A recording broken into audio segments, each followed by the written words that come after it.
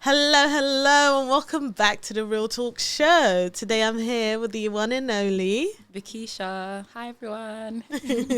and today we are going to be diving deep into a very serious topic, women's safety.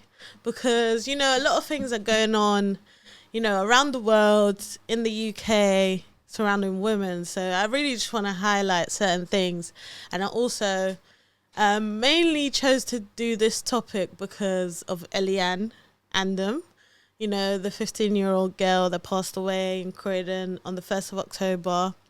So it kind of inspired me to kind of dive deep into everything that's going on surrounding women and all the safety issues, But yeah, we're really going to go. And so this goes out to Eliane and any woman that's been through any sort of abuse, mental or physically. This is for you guys. But yeah. What would you say? Are women safe? Oh, women safe. No one's really safe. So women are definitely not safe. I think as time has progressed, I think everything has just gotten a lot worse and a lot more difficult for women in particular as well.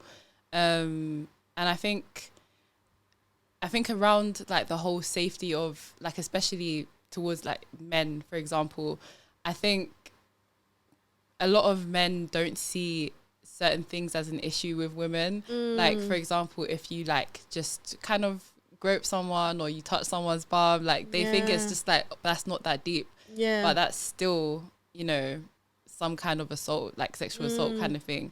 So yeah, I think a lot of the time, just in general, I don't think we're safe at all. Yeah. No, that's a very good point because especially with some men, they do see those things as little things, but there are women that they'll never forget that for the rest of their lives, and then they'll stop them from maybe going to a party or going into the tube or wherever that assault took place. That will always be traumatic or a trigger for them. So no, that's a very good point. Also did find that on the United Nations website, 1 in 3 women experience physical or sexual violence by an intimate or non-intimate partner. 1 in 3. Wow. That's is high. Very high. That's really high. So that just shows you how extensive and how serious this really is. Yeah. And I do think that it does come down. Does it come down to the upbringing?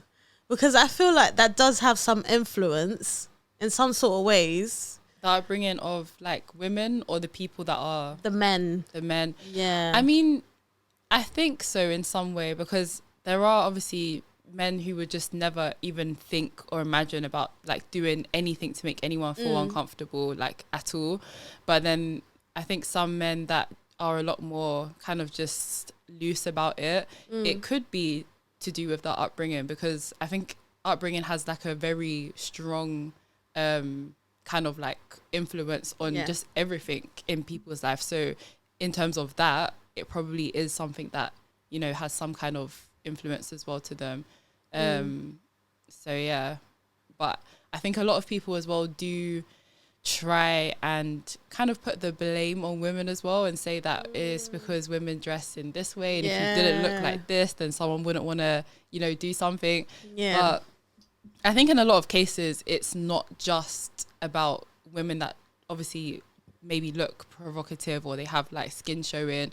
Because sometimes people that are attacked, women that are attacked, they actually are fully clothed and whatever not. I literally, it was probably, I don't know, 8 a.m. and I was going to work. So I wasn't wearing anything, hardly skin showing anything. And someone was literally kind of walking towards me, but he looked a little bit dodgy. And then he stopped a good maybe 2 meters in front of me and just stood there, and I was feeling really weird. Oh my god. And then I literally just walked past him, but as soon as I walked past him he turned around and started following me. Oh my. Yeah, and it was so weird. I had to quickly try and call someone, and then he kind of slowed down and I could hear the footsteps getting more distant behind me. But even that experience just alone, I was this is broad daylight in the morning. Wow, that's so crazy. I had to even get a rape alarm as well that I have on my keys now, because I just things like that just freak me out. Yeah. So now it's made you like more wary when you're walking. Yeah, for sure. So and like, especially to be in the morning as well, which is not something that you would never expect. Exactly. So, if it was nighttime, then it would be like a lot more like, you know, don't go down dark roads or anything like that. But it's literally like broad daylight. Like it's on a road. Like a school is like right there. So yeah, it was crazy. That's insane. Yeah. Wow, I can't believe that. I know. But no, it is true. I feel like it can happen anywhere. Doesn't matter. Doesn't matter where you at, what time of day it is. It could literally happen anywhere, and it could be literally so random as well. Literally, like just out of nowhere, they just get that.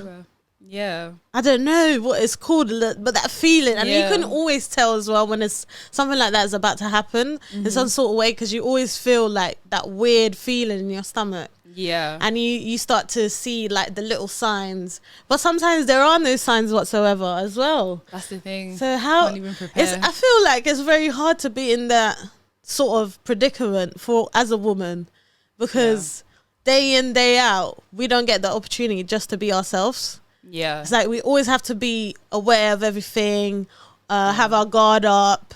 Like we can never be just solely freely as a woman, because dangers is literally everywhere, especially as a woman, because you know, not all of us have the strength of a man. And you know, even people who have had trauma before, they might be more inclined to be in the same sort of situations because they don't realize it.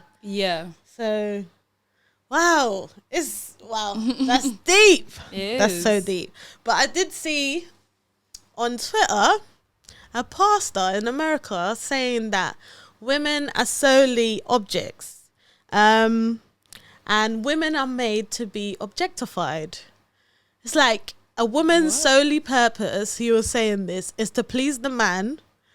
And a pastor, you know, and he's preaching down in the church, and all you can hear is that and I'm just like, no, this cannot be real.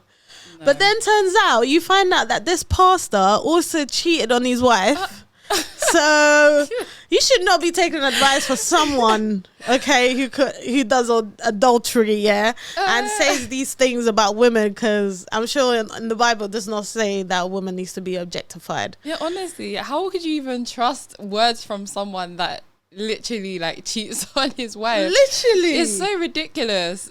And he probably just still in himself believes that what he's saying is 100% the way to go. Like, that is crazy to me, that someone could even, well, that's the thing, a lot of people do think that in that way, that women are just like objects, and the sole purpose is to basically just like serve a man, which is just, I don't even get it. Like, and for it to not be cut down and to be like brought up as in you're saying something completely wrong, that just continues the cycle, because then those people are going to be in those environments with younger kids, and that's what they're going to learn. Like, so how do you stop the cycle? It's impossible. I think it is. And I think as we just go on, like in society, things are just becoming like a lot more like complex and difficult. So I just think that there's not really a way to like stop the cycle. I think it's just going to keep going, and because everything is just getting worse. Like the crimes that we're seeing is worse, the things that people are going through are worse, the way that people think is just, it's a lot more like aggressive. So it just I don't see the cycle kind of slowing down, unfortunately. Which is unfortunate. There was also another pastor, I think this is a trend now, in the UK, that did say that a woman needs to please her man even if she's tired. I was just like, excuse me, what do you mean? Because that could then count as rape as well, technically, because if someone does not want to have sexual encounters with you and you're forcing them, or you're gaslighting them into it, or manipulating them, then technically that's not consensual. So you, as someone as a head of the church, how can you say something like that? Again, make it make sense. I feel like, And that's the thing, a lot of people don't understand that even when you're married to someone, like sex still has to be consensual. Like it's not that, oh, but this is my wife, I'm just gonna do whatever and like, grab her and do whatever. No, it still has to be consensual. Yeah. Period. Like it doesn't matter what it is. Period. It's so true. But yeah, like I don't know, things like this just make me scared for the future women, because how much worse can it get? Yeah. Because, I mean, even the older generation, back to our grandma, our moms, like, they even went through a lot of things that were actually normal in their days, you know? Yeah. Like, I don't know, maybe certain uncles saying things about your body, you're commenting on your body, like, in a sexual way, like, that's seen as, you know, something to laugh about or something that's just normal. Yeah. But really and truly, when you deep it and you think about it, that's not okay. Yeah, no. Because you're objectifying not only a child, but a young woman. Like, she's definitely going to remember that. Of course. For the rest of her life. Yeah. And then for it to come from a family member, some girls might even think, you know what, that might be okay. Like, that might be normal. No. That's why it's not. Oh my God. It's nowhere near normal. And I think, you know, when you're younger, like the things that happen to you or the things that you hear, like comments and stuff like that, when you're younger, it's going to be like, it's going to stay with you a lot more than the things you hear when you're older, because you're so vulnerable, like when you're young and like when you're a child as well. So it's just really, really weird behavior to think that like people prey on like young girls and children. Like, it's so weird to me. And I know people have said before as well that like with like men that like obviously younger girls and stuff like that, they say that you know, when family members are around and like everyone's there, that they should be wearing something that's like covered up. Yes. And I'm just like, I don't agree with that though, because if she's a 10-year-old child and she's wearing like shorts and like a like t-shirt or something like that, like why does she have to then cover herself up because of her pervy uncle? Like, that shouldn't be a case, because you shouldn't even be looking at her like that. So yeah, I don't agree with that. I think it's definitely nothing to do with like the child or the person. It's the way that the people are looking at them. So it's the perception. It is true. But my mom did tell me that growing up, for sure. She told me like when there were certain men coming around the house, she'd be like, go and wear something, you know, cover yourself up. Don't be showing too much. Like, she did warn me about that. Yeah. And for us to have to take that precaution because these men can't control themselves, that's so sad. And that is scary, because a lot of the abuse does start at home as well. Yeah. So it could be family, it could be your partner. Yep. Yeah. Oh boy, that's just very scary to think. I've also found another stat that said 2 women a week are killed by a current or former partner in England or Wales. Every week, 2 women. That, I couldn't believe that. Killed. Wow. Killed. Yes. That is because so you know bad. I think that's also down because drinking and alcohol is such a big culture in the UK. There are a lot of men that go out drinking, come back home, and then they want to start with their wives or partners, like for no reason whatsoever, and then it ends like that. And there's so many women in situations like that, unsafe situations, and then putting their kids through those situations as well. Again, ongoing trauma, non-stop cycle. So I don't know, that's a tough stat. Because I also do remember during COVID there were a lot of like domestic abuse was high because everyone was stuck at home with their partners and just getting fed up because they didn't have nowhere else to go, they couldn't leave the house. So it was, and I think that time was so hard for people that were already in those kind of domestic abuse relationships, because obviously when you go through domestic abuse, you don't feel safe a lot of the time. Most victims don't feel safe to actually come out and speak about it because they're scared of what that person will do to them if they find out that they have, you know, told people or they've made it known.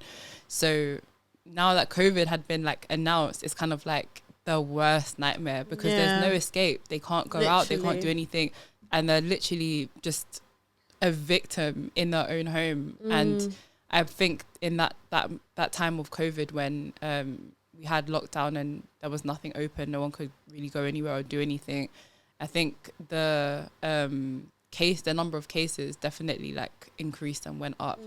And probably cases started as well. There's probably couples that didn't have any domestic abuse, but because of COVID and being around each other, like someone's true colors came out and then they started to actually, you know, be abused. That is so true. Yes, it's deep. It is so deep. And people always think that like, oh, why don't you just leave? Why don't you just report him? It is not that simple, and it's not that easy. It's really not. Especially when you're being manipulated mentally, physically. Exactly. I don't know, they might be using your kids against you, like threatening your kids or threatening to expose, I don't know, your pictures or things that you do at home. Anything. Like, there's so many ways that you can... it makes it not easy to leave. So I think people do need to be more understanding because, you know, nowadays with social media and all of that, people are ruthless and there's no sympathy in this world whatsoever. It's very hard to gain sympathy now. Yeah, it is. Even when proven with the facts and the statements and everything, people still question everything. Yeah. And I think it's, you know, a lot of people don't realize as well that it's not just like the physical kind of like abuse that people go through. Like it comes with so much more than that. It's like emotional abuse, like it's psychological, because the things as well, and the reasons why a lot of people don't leave is because, you know, it's not like someone is just being completely mean to them and like beating them every day, for example, but it's like they might have that episode where that happens, but then afterwards they even apologize to them. They even say, you know, I love you though, and stuff like that. And then they think, okay, like I'll stay, like I don't need to leave because it's okay. And when people ask them, but they always usually say, but he loves me. So it's like, that is literally the manipulation like coming in. And I think, I don't know, like, do you think that maybe it could be those kind of factors and reasons of the person not getting out to get help, why other people on the outside that have tried to help them kind of don't have that sympathy for them because they're like... It could be. I think that's definitely a factor, but also just thinking, oh, but you can just leave though.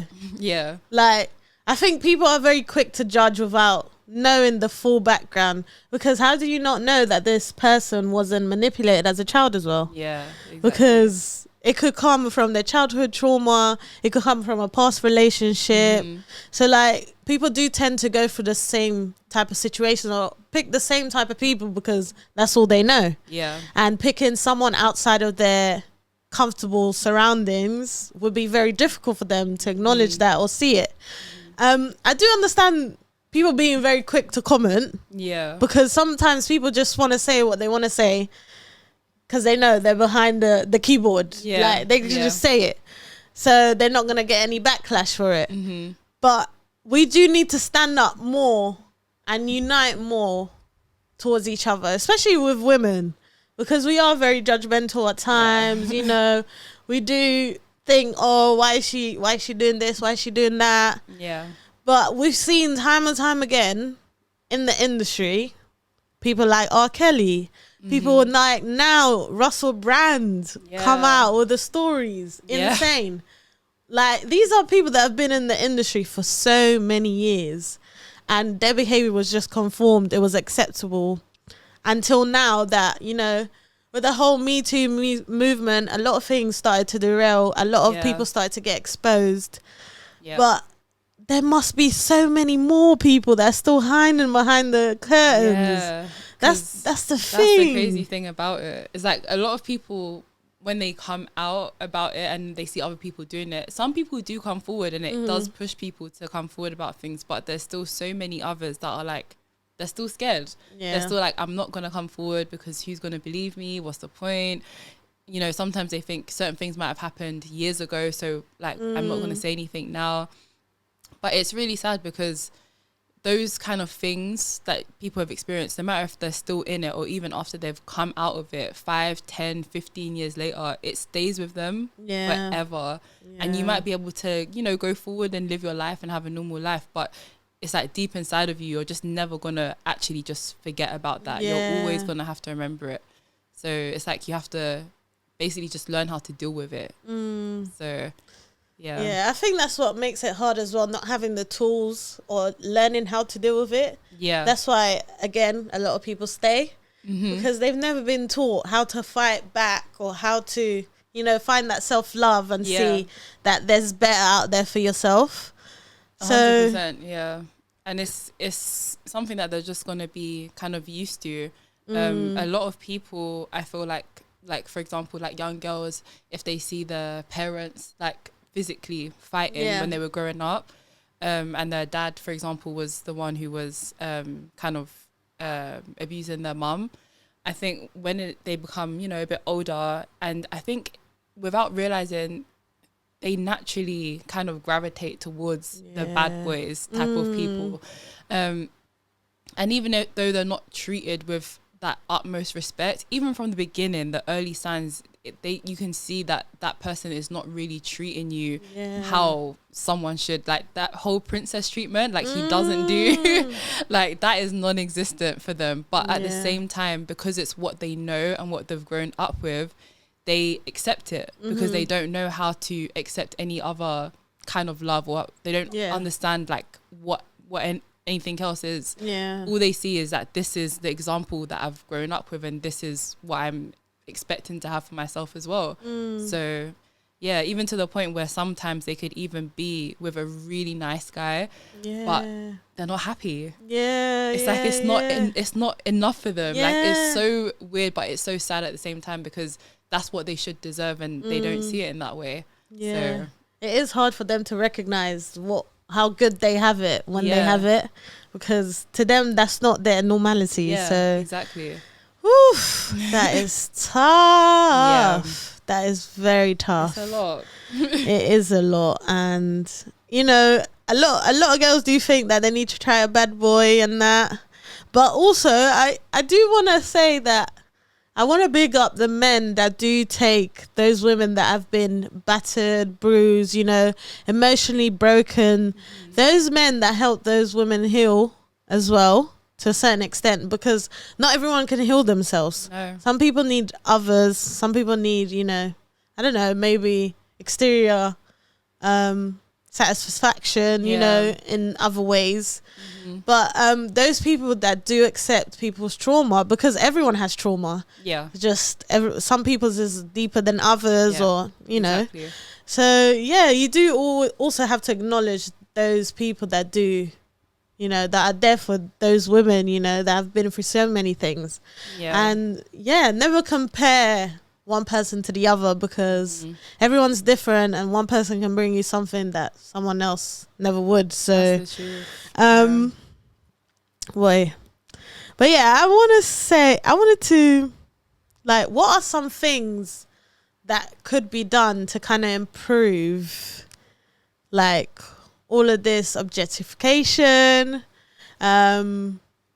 sexual assault, like all these things, because I think that sometimes it does stem from people not calling their people out. Especially, we see it a lot. Like, guys might, you know, be trying to grab a girl, you know, and being very forceful and stuff, and their friend is just standing by and not saying anything. I think in terms of friends especially, I feel like as a friend, I do feel like you hold a lot of responsibility to be able to correct, you know, your friends in any kind of situation.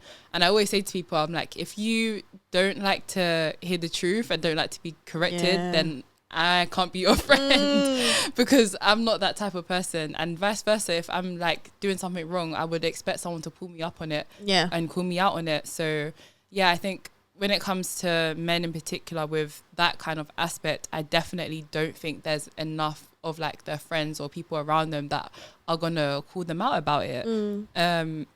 But at the same time, I think it's because a lot of people around that particular person anyway do the same. So because they see it, all their friends doing it and everyone's doing it, they don't see anything wrong with it. And then obviously their friends aren't going to say anything because they also do the same. So no one really has an issue with it. And that's why they just keep on doing it as time goes. And it will become harder for them to actually understand that what they're doing is wrong, because for so long they've been doing it and think that it's okay. So it's been normalized too much. Exactly. But then, you know, because a lot of guys say, oh, if that was my sister, if that was my mom, I'll never let that happen to them. But then you're letting your friend do something to another woman. So it doesn't really... It's very contradicting, and it doesn't add up, because you can't be saying it for one situation and then not doing it all the way through, because then are you really being true to yourself? Exactly. So, and I would say another big statement that a lot of people say is, how your partner treats their mom is how they're going to treat you. Do you think that's true? I don't really 100% agree with that, to be honest, because I know that, like, just in general, like, everyone loves their mom. Like, everyone's gonna, like, take care of their mom, want their mom to be, you know, looked after and stuff like that. And I know, especially with, like, guys, for example, they have a really special relationship with their mom a lot of the time. But I don't feel like if they don't, and they don't have the best relationship, and they may not treat their mom the best, I don't think that always is the case with the romantic partner, because sometimes it actually could be a factor of, like, you don't know, like, the things that they might have gone through growing up when they were younger with their mum as well. Like, their mum could have really put them through hell. That's true. And they hold some kind of resentment towards her, or you know, something like that. So they are going to feel that way and always have that in their mind, like, because of what they've been through. But they're going to treat their partner, like, with so much love and respect. So I think not always. I don't think that's always the case. I think so as well. I think it depends. But there might be some traits of, like, similar behavior, or maybe dealing with certain situations. But I don't think that's entirely true. But it could apply in some ways or others. But I don't think it's 100%. 100, not 100%. But also the responsibility of being a mother and, you know, protecting your daughter and bringing her up with all these values, and, like, making sure that she knows all these things, how to protect herself and how to carry herself around men and stuff like that. It's just like you were saying with the however you dress, like, that doesn't really apply to how you should be treated. It's just like you might have, like, all the best manners on the world and be very wary, but again, it's out of your control. So anything can still happen. So I don't know, that I feel like that's a lot of pressure, because, you know, men just think, this is my daughter, or this is my sister, I'm gonna protect her, like, and they want to, like, really just, you know, put you in a cupboard, close it away. Literally. But they don't understand, like, you growing up as a woman, the hormones, all these things that your body's going through. And then, you know, even when you're still a child, because I remember still being in school and these old men would be, like, trying to call me up and doing all these things and saying all these things. And you just think, where is the home training? Like, literally, I'm telling you, like, I don't know why they behave in that way, because and that's the thing, like, growing up, like, being a teenager as well, I feel like it happened too often. Like, there wasn't just a one or, like, two time, like, it was so often, and I was just like, it's just sick, because I'm just like, I'm literally in my uniform sometimes as well. Like, you can see that I'm literally a schoolgirl in my uniform, and you're, like, literally trying to basically, like, move to me, like, this is just weird. Like, it's just so weird. And obviously when you're younger as well, it does creep you out a bit more, because you're just, like, a child, so it's a bit weird. It's so true. Like, you just literally think you could be my uncle, you could be my dad. Like, literally, I don't understand. And it just makes you think even twice. Like, if you're doing this to me, what are you doing at home? Because exactly, it's all questionable. It's all questionable. And that again just shows that it don't matter what you're wearing again. Yeah, literally. You can be in school uniform and still these older men will still be trying to approach you and talk to you and saying, oh, I can take you out, like, you know, and trying to use like things that they know young girls will probably like.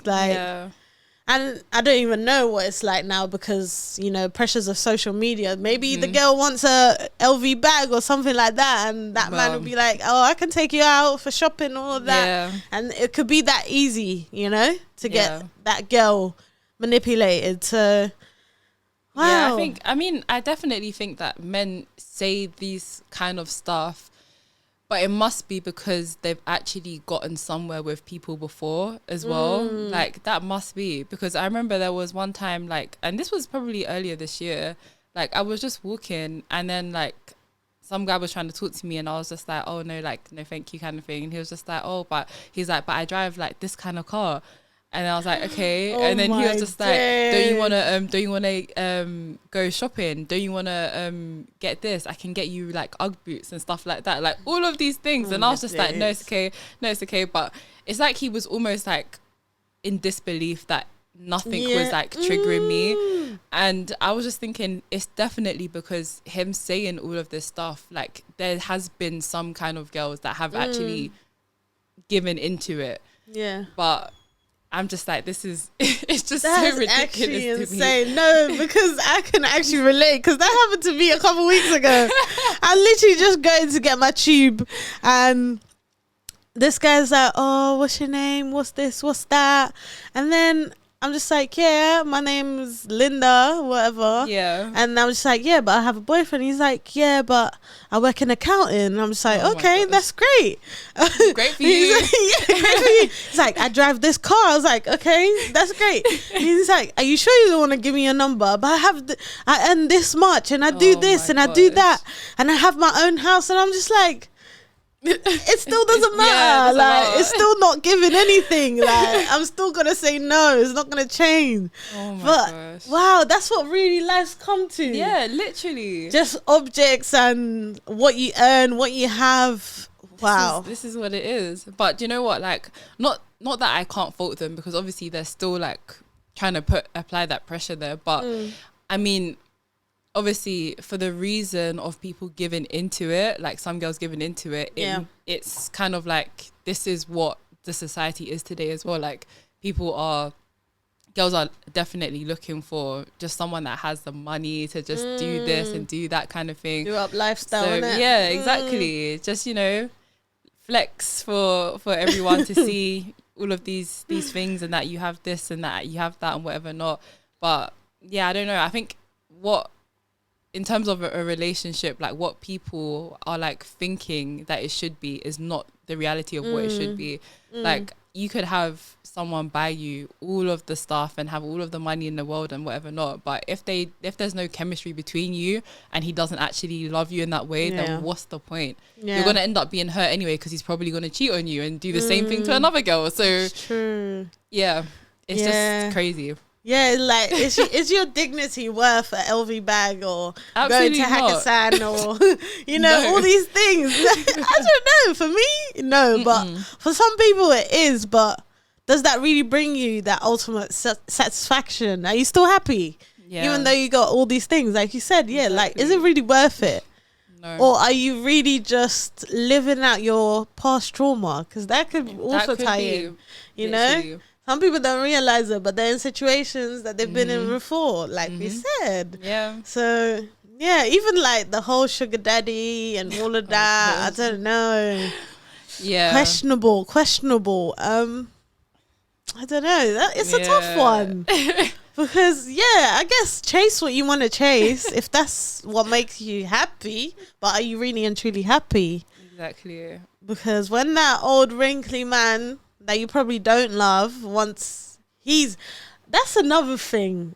Men feeling entitled for like spending money on you or taking out for dinner, that does not mean you're gonna get what you think you're gonna get. Yeah, that does not entitle you to everything else. Absolutely not. Because like, and that just shows as well, like, what kind of character you have. Because if you really think that doing like this and trying to treat me nicely is gonna like get you somewhere, that means it's not genuine. That means you're not doing it because you actually like me as a person and want to actually like, you know, spend nice, like do nice things for me and spend money on me and stuff, but you're doing it because you want something in return. So you're just trying to like, you know, butter me up and like get me to, you know, give up the goods. So, but yeah, it's I don't know like why they feel like that is something that they kind of need to do, but I guess in a lot of cases it works for them. Some people fall for it and they go for it, and they think that it means a lot more than it does, when in actual fact he's just trying to keep you sweet so that he can keep on living life. So, some people do rely on image, so that is the major problem, because okay, you're spending like £300 on the first date, but you don't even know, does this girl actually like you? Does she not?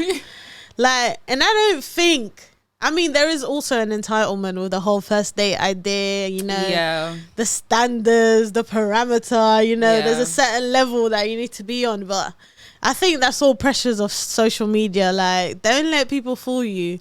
If someone is interested in you, I don't think they'll really care wherever you go. No, like, it doesn't have to be, because if you're into like the cost of everything, then I could see from a man's perspective why that would look like maybe you're a bit of a gold digger or something, because why do I need to spend like every single thing just on a first date? And especially when it's a first date, because the first date is kind of what will tell you if you're compatible with that person or not, if you're going to see them again.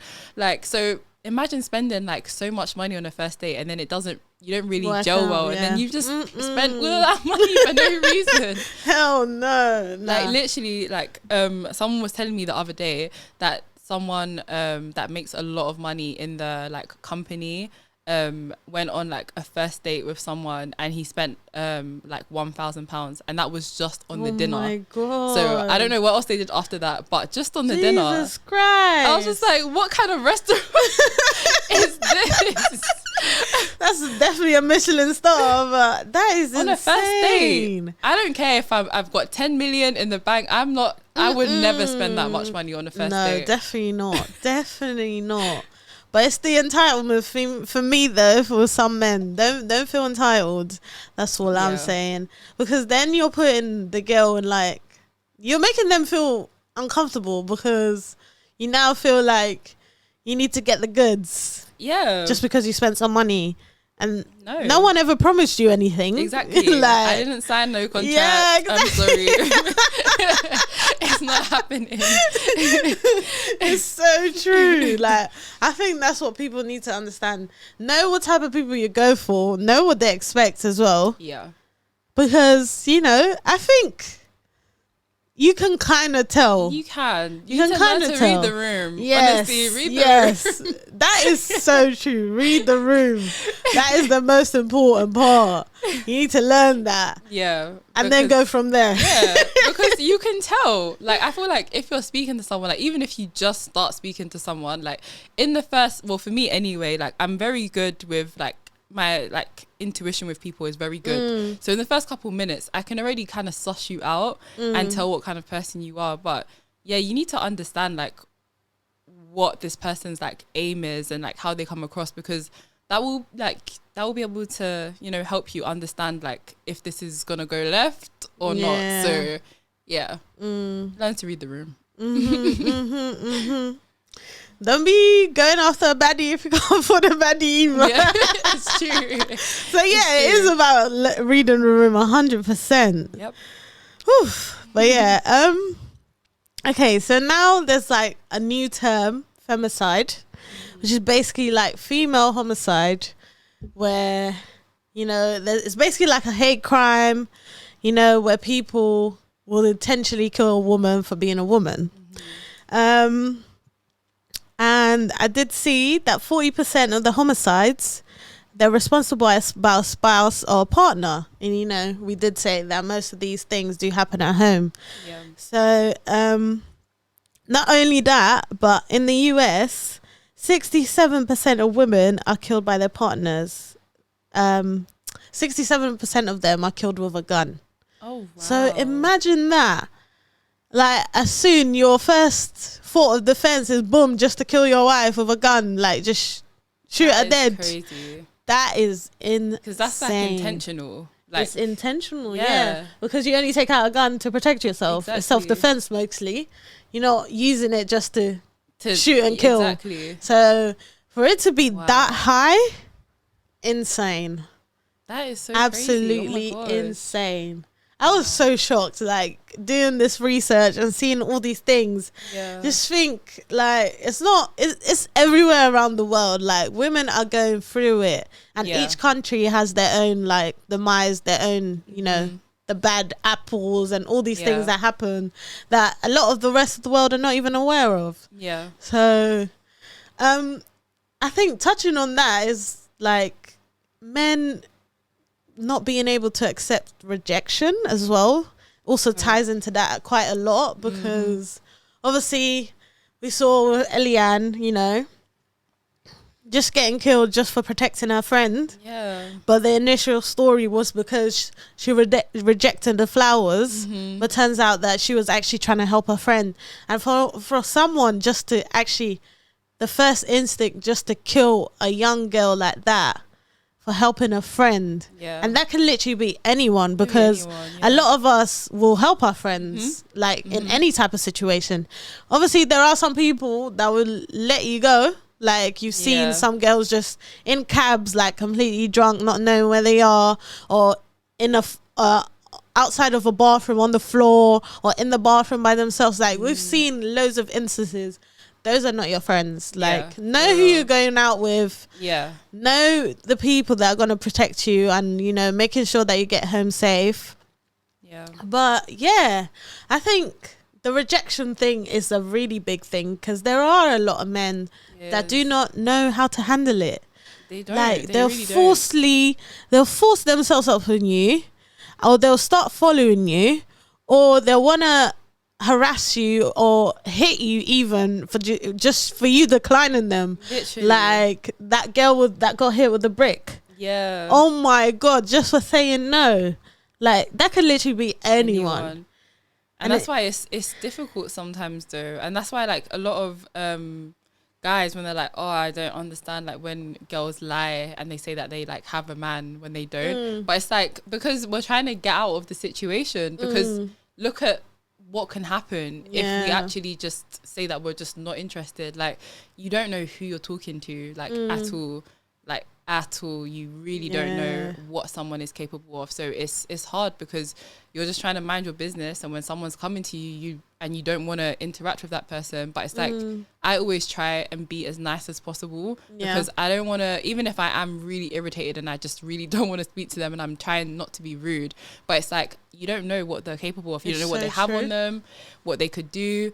And it's a shame, because it shouldn't be that way. Like, we should be able to just say no thank you, and they just turn away and, like, go on their day. Some men are very respectful, where, you know, if I've said, like, oh, no thank you, I'm not interested, then they're like, okay, well, have a good day, you know. Like, and I appreciate that, because it's respectful. But others that literally will be hounding you and trying, like, it's not good, because you then make us feel uncomfortable, because as I said, you don't know what you're capable of. So it just becomes a very awkward position to be in. Yeah. And again, that comes from when you're a teenager. Like, this starts from young, very young age. And it's just like having to deal with that throughout your whole life. Just like, whew, it's a lot. Mentally, like, it is very draining, because like you said, like, sometimes you just want to go on about your day. You don't want to chat to no one. Like, you're literally just trying to go to wherever you're going, and that's it. But they force you to interact with them, and then when you don't even respond, they just start howling these things like that are so disrespectful. Like, oh, you're not even that nice. Or that, oh, you think you're too good, and all these things, like, just unnecessarily, literally, just because you can't take a no. And even when you do tell them you have a boyfriend, they'll be like, oh, you're lying, show me your boyfriend then, what do you mean? I don't have to show you my boyfriend. I know, the entitlement is so real. Like, I cannot believe it. I remember there was one time where, like, I said to some guy, this was like some years ago, and I was like, oh, like, no, it's okay. Like, I was like, yeah, I got a man. And then I was thinking that maybe he was going to back away, but the next thing that came out of his mouth was, I don't give a fuck about your man. I was just like... Oh, yeah, there is those ones as well. I was just like, right, okay. I was like, well, you've just like decreased even more of your chances because what do I look like to you? So a lot of guys do actually just say, well, I don't really care, like kind of thing. The other ones are like, the other line is, oh, I can share. Yeah. It's like, what do you mean? We can be friends. Yeah. Like, we have enough friends. That's what I was saying. I have enough friends. It's fine. No, but it's, oh my God, like literally on a daily basis, like non-stop. It's just non-stop. It's fair enough if you're trying to get to know people organically, but again, learn to read the room. Yeah. You can tell by someone's body language if they want to Straight talk away. to you or not. And I think a lot of people do need to understand that. Yeah. If someone is Definitely. talking to you a bit like, taking long, that means that they don't want to even chat to you at all. But yeah, to just force it and to just make it like a bigger thing than it is.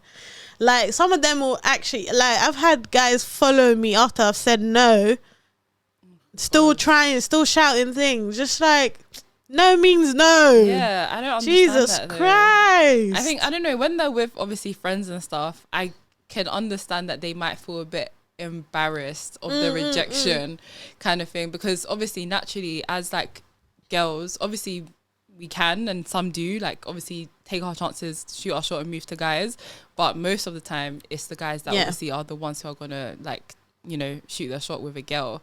So I understand that, you know, I'm sure being a guy it's hard because like you just constantly are seeing people that you might find attractive, and a lot of the time you are going to get shut down by them, so it can harm their egos, I guess, but at the same time it shouldn't be anything that is like you're taking personal, because it's not just you, like every single guy has had some kind of rejection before, so don't take it so personal, especially if someone says that, you know, oh, I've got a man kind of thing. Just leave it. Yeah. Like, because now you're just gonna put yourself in an awkward position where you're not gonna stop now until you get a yes, and then even if you don't get your way, then you turn to aggression or you turn to being verbally abusive. Like, for what reason? Yeah, definitely. I think, it is a good point, but it goes both ways. Like, imagine how many girls get approached you on a daily by so many different men. Must get tiring, must be draining. It's like, true. Interested or not, it's a lot to deal with. And for guys as well, being rejected, you know, just like that, sometimes even without a reason, might be very frustrating, but just accept it and move on. Like it doesn't mean that, oh, you're not attractive or you're not this type of person or you don't have any qualities. It's just that person is not interested. Exactly. It's that simple. Like, there's more women in the world than men. There's enough opportunity to go around. Like, you just haven't found that person. But it doesn't mean, you should resort to all the bad stuff. It's unnecessary. It is unnecessary. It's not needed at all. You know, you're going to ruin your day. You're going to ruin that person's day. Just all for what? Exactly. Like, what are you getting out of it? Nothing. So, people do need to understand rejection. It happens to everyone. People get rejected in jobs, you know, through, I don't know, opportunities, you know, it can happen anywhere. So, it's not just through getting to know people. So, that is true. We just have to learn as humans, you know. It's how we learn. Rejection is good sometimes. Exactly. Character building. Character building. It's okay. But another thing, misogyny. We ain't never getting away from that. I don't think it's ever going to stop, to be fair. But people like Andrew Tate, you know, one of the many people that'll be there spreading lies and all this hate towards women, and having young boys watching all these things and then thinking that this is okay to say and to act this way. Like, that is actually ridiculous. It's the toxic masculinity. Oh my God. It's actually out of hand now. It is so out of hand. Because even with like Future as well, like these people, like, guys are proudly just upright, like saying like, like I I follow him. Like, yeah, I understand him. I relate to him. And it's just like, how? How? Like, the things that they do, like, and people like Andrew Tate, the things they say, I'm just like, it's just so questionable to me. And it mind boggles me that so many, like, guys are just so for it. Because then I'm just like, that, again, says a lot about you as a person and your character. So... But that's the thing. When you actually ask them, like, why'd you follow him? What do you agree with? They start stuttering. Like, they don't even know. Like, don't be following someone just to follow. Yeah. Because if you didn't want, again, because we're going to bring this example, which shouldn't even be an example. If you didn't want your mom or your sister to be treated like that, why would you want another man to treat another woman like that? But you shouldn't even have to resort to that. You should just think women are enough to be respected, to be valued. Just as a human. That's it. It's that simple.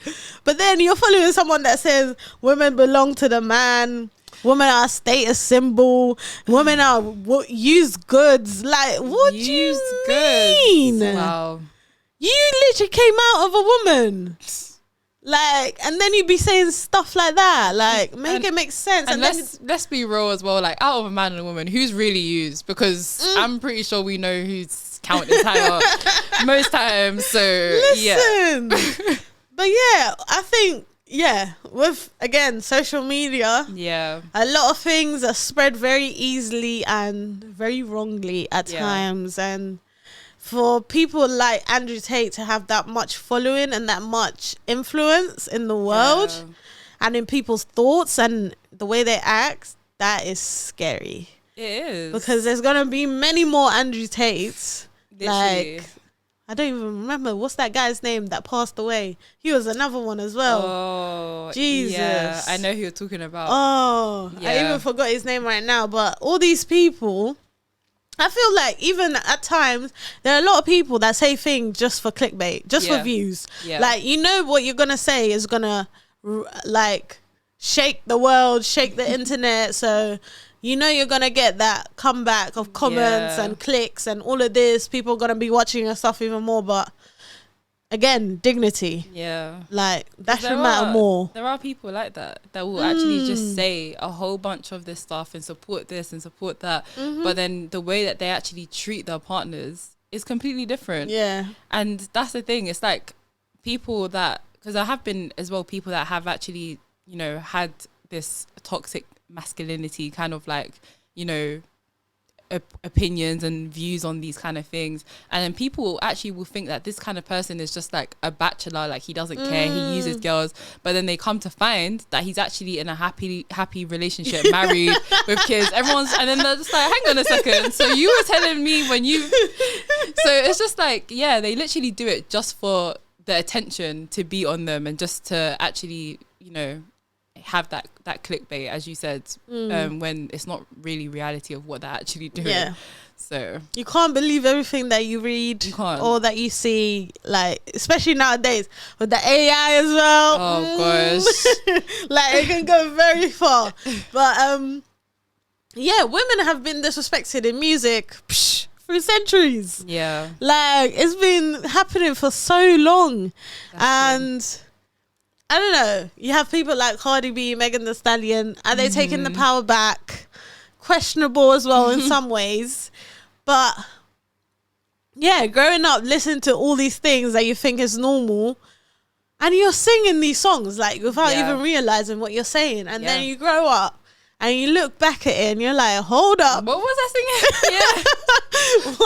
Honestly, because some of these songs, like when I hear them like today, I actually just hear the lyrics for a second. I'm just like, wait, like I was singing this as a child, like, and I didn't even realize.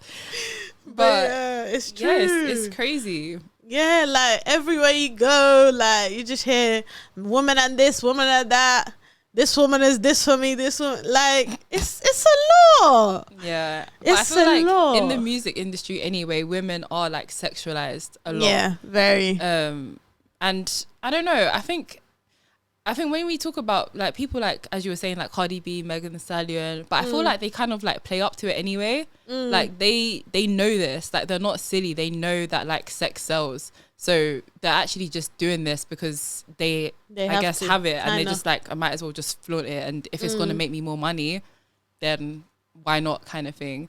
But I don't know, it's hard because it's like how there's such a fine line between like that and actually like respecting like yourself and like standing for like women empowerment and stuff, because it's questionable then. Yeah, because she does all those things, but then she doesn't want her daughter to listen to her music. No. She doesn't want her daughter to watch those videos. And that's where it comes, like, are you really empowering women, or are you just objectifying them again? Yeah. Because women can objectify women as well. Yeah. Because, again, women can be very judgmental, you know. That's why, you know, you don't really see a lot of women empowerment, women movement. It's just like, women say they want to empower other women, but then when it comes to certain things, they're like, oh, but this girl's like this and that girl's like that. So it's very contradicting as well. Yeah. I don't know. If it's like this now, I don't know. What is it going to be in the next 5-10 years? I don't even want to see it. And it's a lot as well, because obviously growing up, I love watching music videos. And back then, the music videos were very... I mean, the music was saying a lot, but the music videos were doing kind of PG, I would say. It wasn't like too much. Yeah. And then obviously you need to be of a certain age, learn a lot to actually understand what the lyrics are saying. But the visuals are what matter. So I don't know, for these young girls to be seeing all these things, is it actually good for them? It's still questionable as well, because then you just kind of think you just need to pop your ass and that just to have attention, or I don't know. It's very hard. It goes hand in hand, isn't it? Yeah, everything is definitely changing. So it's definitely, I think, it's gonna get more harder for like young girls to, I guess, keep, I want to say some way like the modesty. Yeah. Like obviously each to their own, and like what that means, like that modesty level. But yeah, a lot of people, and we can already see it from now, there are people that are literally like 18, as soon as they turn 18, they're getting like plastic surgery and stuff like that already. It's crazy, because I'm just like, you're not even like fully developed yet. Like your body still has so much change to still go through. So but they're changing like everyone literally, like, I don't even know the percentage, but it must be high of the women that have BBLs these days. Like literally, it's ridiculous. And you see, they're getting younger and younger, which is actually scary. But yeah, wow.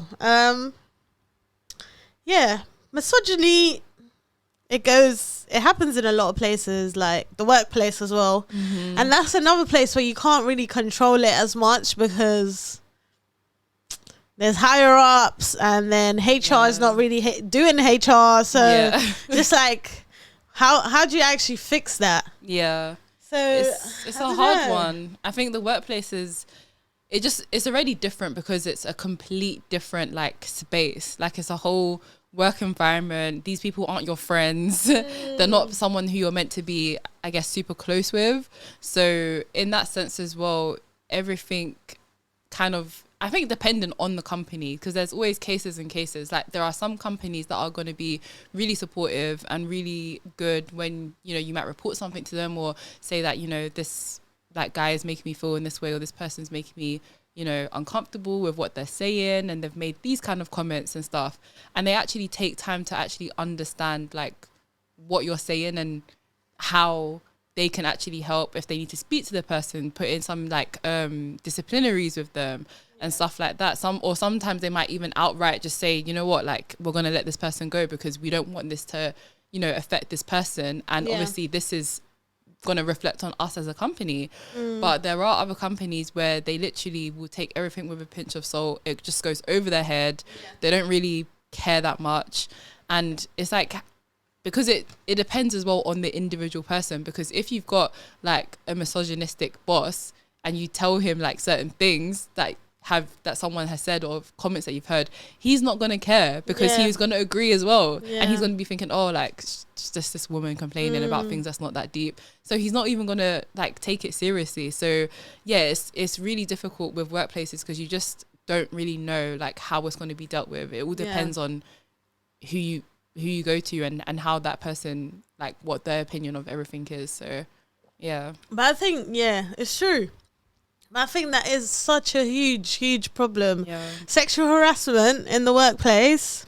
Yeah. It's actually, I think, a lot more than we actually think. It actually happens is. a lot. And sometimes you only realize, like, after you get home, that, like, wow, actually what happened was not right. Yeah. And, like, that he shouldn't have done that. You know, and it's always, like, small things that seem small, but they're actually not very small, big. Yeah, and they shouldn't be taken in a small way as well. I think a lot of the time as well, when like people don't realize like how, I guess, people in general, but especially with men, they can use their power to just conflict, like they use their power to, like, what's the word I'm looking for, to enforce like certain things on like the colleagues and the people that are like under them, because a lot of people just automatically think that when people are sleeping with their boss, for example, that it's just consensual and it's happened, but that's not always the case. Sometimes it can actually be a case where he's kind of like blackmailed her or forced her into things and said, if you don't, you know, then, do this and that, then I'm going to like fire you. I'll make sure that no one, like other companies around, are going to hire you and stuff. So it's definitely, it's like it becomes some kind of like arrangement, and then she feels like she has to keep on doing it because she wants to obviously keep her job, keep her dignity, you know, keep her reputation. So it's not always what it seems. That is so true. Yeah.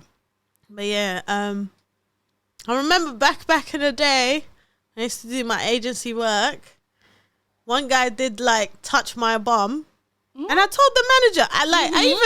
I kicked this guy straight away. I was like, "What are you doing? Like, that's not all right." Wow. Yeah, I kicked him. I was like, "I don't even care that I'm working, but you can't be doing this. You're lucky I didn't slap you in the face, because I don't want to be too unprofessional." But I told the manager, and he was just like, "Okay, what do you want me to do?" And I was like, wow. He said that. Oh, he said that. And I was just thinking, wow, this is how it is. This is why a lot of women sometimes don't even want to speak up about it. Like, they don't want to report it because they know nothing's going to be done. So it's just like, in that instance, I felt so uncomfortable. I'm just like, you can only protect yourself, but then you can only do that so much as well.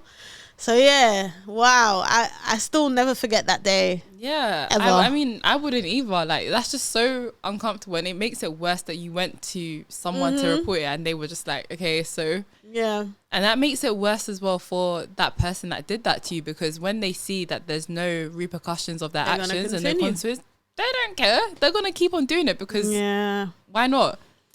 It's crazy out there. I'm so sorry. Yeah, it's crazy out there. Some people do need some home training. But, what else can I say? So, I mean, we touched on a lot of things. Yeah. There is still so much more, like, don't get me wrong.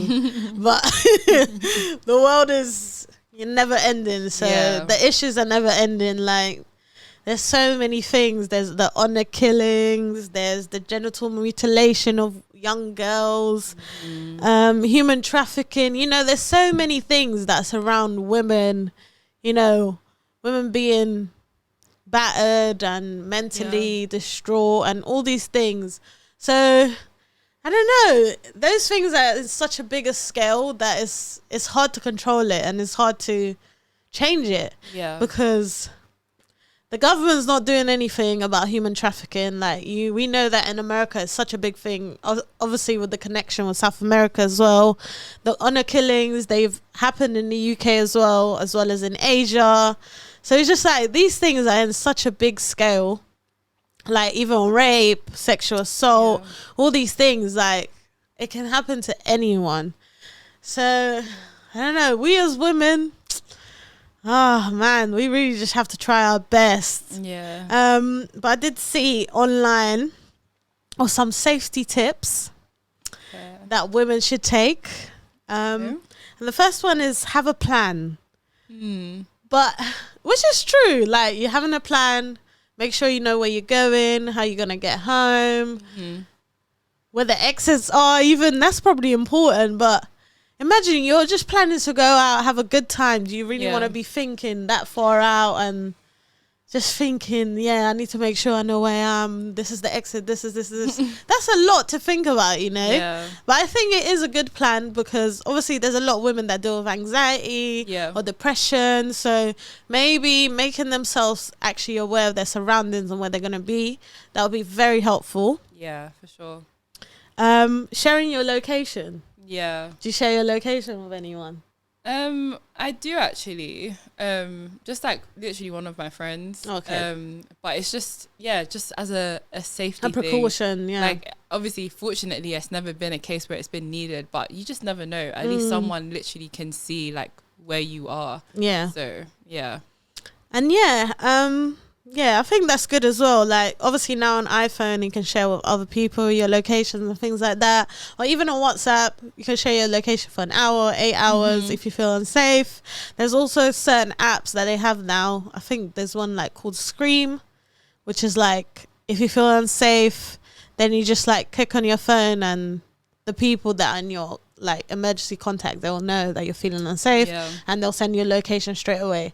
So there's a lot of like tools now. Yeah. There's even like I think group chats and things like that you can join as well to kind of like help yourself feel safer. I think there's also an app where you can call people like on your way home. So someone will be like on the line with you until you get home, which is cool. I think that's pretty good. But I remember in school they gave us the flashlight. Oh yeah. Or the little the rape alarm that goes very loud as well. Yeah. But I think that those things should definitely be given out more. Yeah. And definitely for free because, there's a lot of young girls, there's a lot of girls that probably live alone and, going home from work and all these things. That'll be something that will be very important.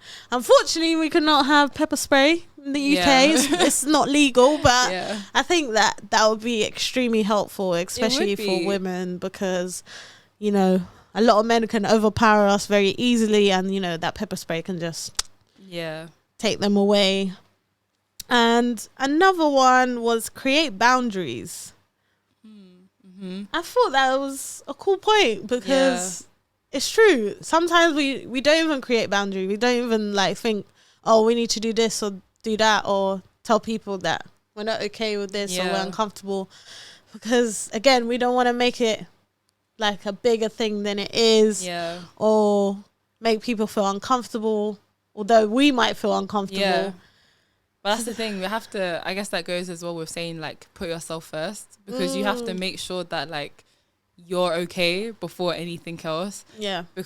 And you have to do things from, like, set those boundaries from the get-go. Like, make it clear, like, what it is kind of thing. Because when you don't, that's how you end up in awkward situations where now you're, like, trying to create a boundary, but because you've already let someone get so close to you, it's hard for you to feel, like, comfortable and feel safe because from the beginning, you kind of just let it ride out when you shouldn't have. So that's so true. Yeah. And don't put yourself in any situation that you're going to be uncomfortable or certain people are going to make you uncomfortable. If you feel uncomfortable, maybe the best thing to do is just to exit the building. Stay away, and honestly.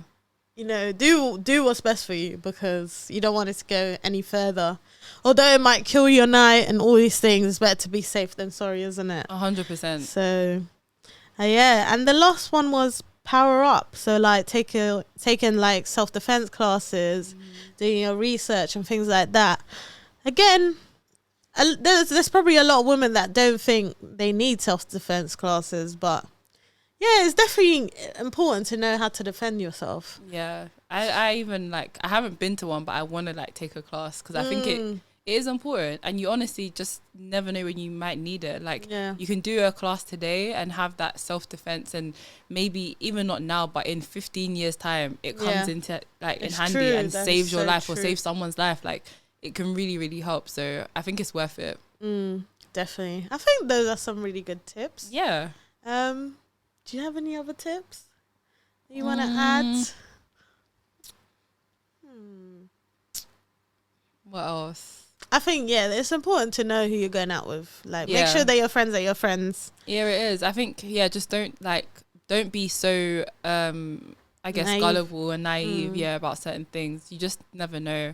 And And I think when you, especially going out with people, like if you meet someone like on a dating app, for example, and stuff like that, if you're meeting them for the first time, like avoid like inviting them to like your house or you going straight to their house. Like go somewhere in public first to like kind of gauge that person and understand how they are, because people are weird and people are very like crazy. So don't put yourself in any awkward positions that you don't need to be in. Like always have precaution. If you're going on a first date with someone, I personally think it's always good as well, if you've never met that person before and know them at all, like just tell like a friend or someone like where you're going, kind of thing. If they have a car, always drop the license plate number, take a picture of it. Like it sounds so like far-fetched to do, but it's safety, because you never know. So that's so true. Yeah, girls, stay safe, man. Please. But yeah, lastly, I just wanted to do some breaking news. Surrounding women and like relating to women. The biggest one I think has been Georgia Smith. Like she gained weight.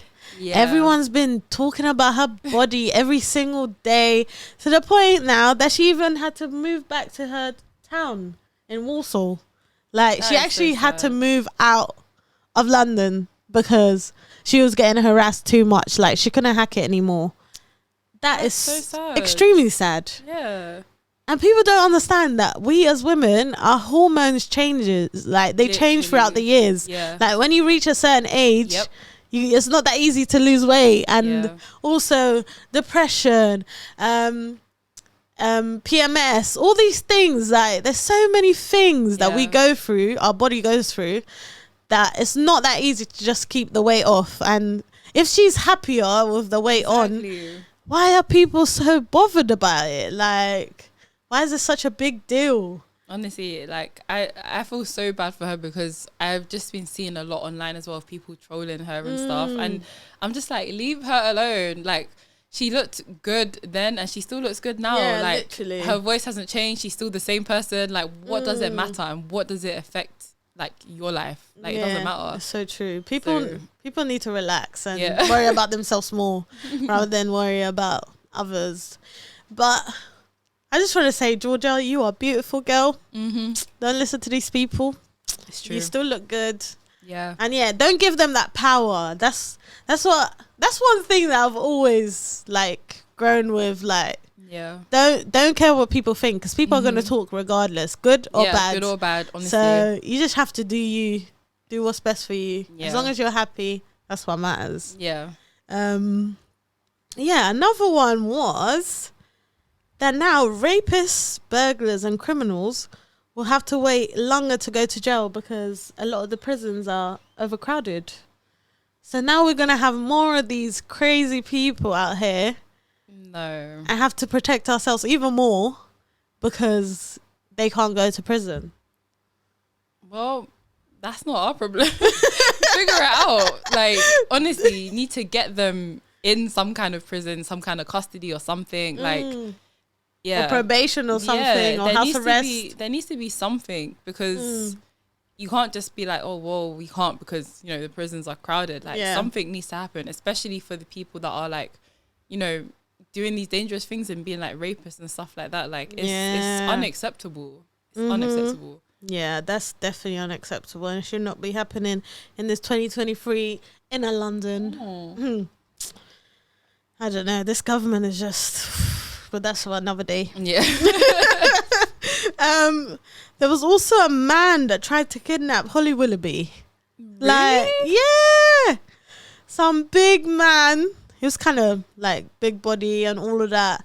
He tried to kidnap her. He was following her. But luckily they caught him. Yeah. And he's been arrested. But imagine you're just going on about your day, about to go to work, and someone just tries to kidnap you like that. That is crazy. Especially you being a big celebrity. Yeah. Like, that's so scary. That is actually crazy. Wow. And it just shows that it can happen to anyone. So, be aware of your surroundings. And, always check. Double check, triple check. Whatever you have to do. But yeah, we can't just be freely roaming around anymore. We can't. It's a shame and it's unfortunate because it shouldn't have to be this way. But it's better that we just kind of go with it and protect ourselves and take those like necessary precautions instead of just, you know, letting it be. Because one thing I know that I need to also change as well is that I have a habit of like taking the shortcut home. And sometimes when it's like dark as well, I'm like, I shouldn't be walking down this road, but sometimes I do. So yeah, things like that, we need to like learn to change and like cut it out, because literally it could be you're doing that route for years and years and years, but one day the wrong person is just there and you're there, and you'll regret it. So yeah, always change those things, like those habits of shortcuts, like take the long way round. Like honestly, it might be another 5-10 minutes even, but if it's like there's no price on your life, you know what I mean, and your safety, like you gotta do it. I'm guilty of that as well. I can't lie. Because I don't know. Even my sister, my mom was like, why are you walking around in the night? You should be at home. They'll be going home too late. But it's just like, I want to have my freedom too. But yeah, before I used to be more like careless. Like I'll be walking with my headphones, my music blasting. Like I wouldn't even care, not check nothing. But now I don't really play my music when I know it's not that like lit. I pause my music. I'm listening to my surroundings. I'm looking around. Making sure I know what's going on. But yeah, the shortcut. Sometimes it is a bit more convenient. But yeah, it's true. We do need to be more careful. Obviously, we saw the thing that happened with this owner of the Peckham hair shop where he choked that lady. For no reason. Wait, what happened? That man that choked the lady in Peckham, in the Peckham hair shop. Did you see that? No. Oh my God. So basically she wanted to do return some items or get a refund, and they were like, oh no, that's against the policy. But the hair was literally ruined and she hadn't even used it. So she basically went and got some new hair and she was walking out with it because they wouldn't give her the money. So then the guy literally grabbed her and was choking her to make sure that she didn't leave the shop. And it was like all over social media. It went viral. So now no one wants... Oh yeah, there was also a protest like the day after straight away. And now no one goes to his shop anymore. Like... Wow. And he's saying, oh, how can people do this? I didn't mean it like that, blah, blah, blah. There's no other way to mean it. It's just like, no. Especially when you know the black community is literally your biggest customer and you're going to do that to a woman that's just trying to get her money back.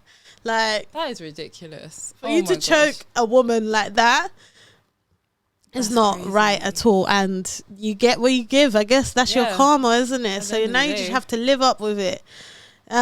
People need to start thinking before they do things, because the consequences are real nowadays. Like, there's no minor stuff happening. It's true. So you gotta pay your dues. But finally, Jada, what is she doing to this man? That woman. What kind of chokehold does she have on him? That woman. Oh my God. I don't know what she's playing at, but it's like every day there's a different story. Like there's something else coming out, and I'm just like, Miss Girl, what are you doing? Like, is Will even breathing? Is he okay? Because this is unacceptable. Yeah, because honestly, before, like, you just look at both of them and you're like, okay, we understand they have this, you know, weird, like, unorthodox marriage kind of thing. And then obviously we hear from before about the August Asino thing.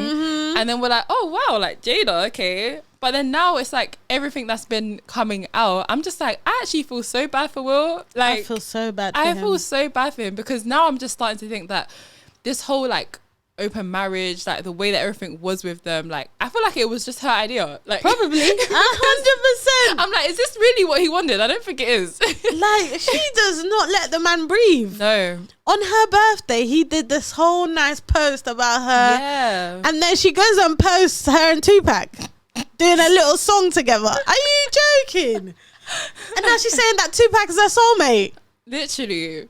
Like, you're still married to the man. You're separated. Okay, you've been separated for 7 years. I don't think it's really a shock for anyone. No. Because you could tell that their relationship wasn't all there for a long time. Yeah. But why'd you have to disrespect the man? The man literally slapped another man for you. Exactly. And now you're just making him seem like he's a clown. I know. Even in the interview, when she said, she was like, we haven't called each other husband and wife in years. And she was like, so when he said, like, you know, keep my wife's name out of your mouth, it was just like, why are you so like confused about that? Instead of you to actually be like, yeah, he really cared for me, like he was standing up for me, you're saying, telling him, like, you're more confused. What, me, your wife? I do not understand. You see, that woman is, I don't even know. She's something else. She is literally something else. Stop like, playing. Stop playing. Will, let go. Please, let go. I don't know what type of chokehold she had on you.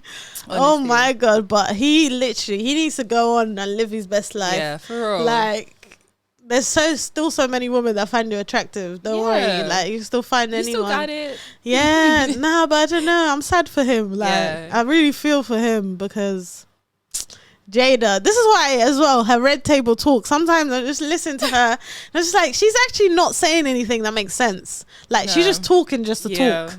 Yeah. So you can't, I can't deal with her anymore. I think people are tired and we'll just set free.